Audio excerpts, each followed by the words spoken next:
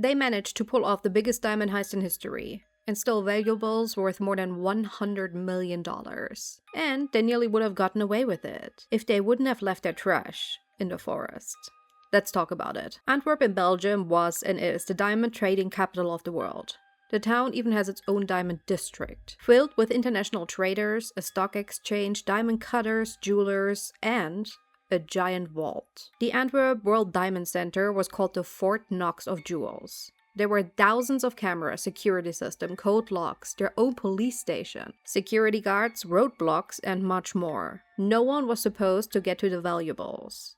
That was until a weekend in February of 2003. Leonardo Notarbartolo was the head of the so-called Turin School, a group of ever-changing criminals. His accomplices had names like Speedy, the Monster, the King of the Keys, and the Genius. Leonardo himself was called the Artist. It had taken them 2 years to plan the heist. Leonardo had rented an office inside of the Diamond District months before February. Getting this office hadn't been a problem. After all, besides his work as a professional criminal, he also worked as a jeweler. Leonardo had also rented a safety deposit box in the before-mentioned vault. And every time he went into the basement to put something in it, he had taken a pen with him.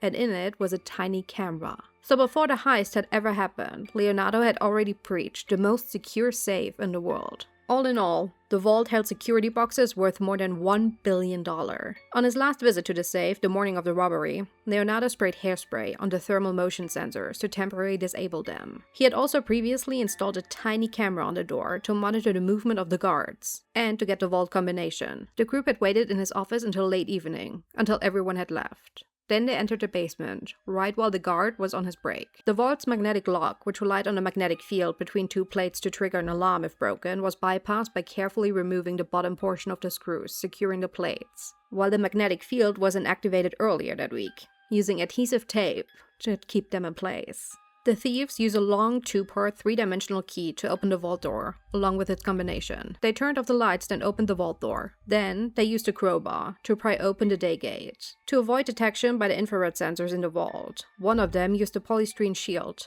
to block his thermal signature, and secured the shield in front of the sensor. The group also covered the ceiling light sensor with tape, and then turned on the lights inside the vault to work undetected. They broke open 109 of the 189 deposit boxes. And they collected all that they could carry: gold, jewels, diamonds, and even bonds.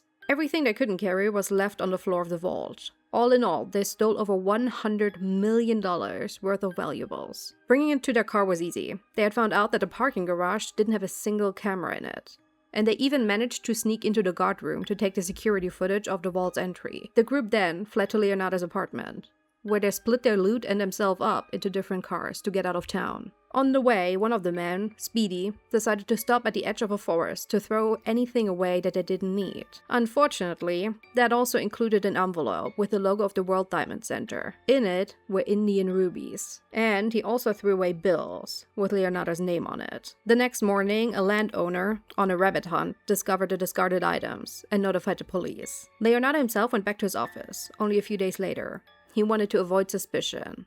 He of course didn't know that the police had already linked him to the heist. He and 3 other men were immediately arrested. The police never found out how many men exactly were involved in the crime. The men kept their mouths shut. Leonardo himself claimed that he had been hired to do this by someone that wanted to commit insurance fraud. Leonardo and the men only went to prison for around 4.5 years.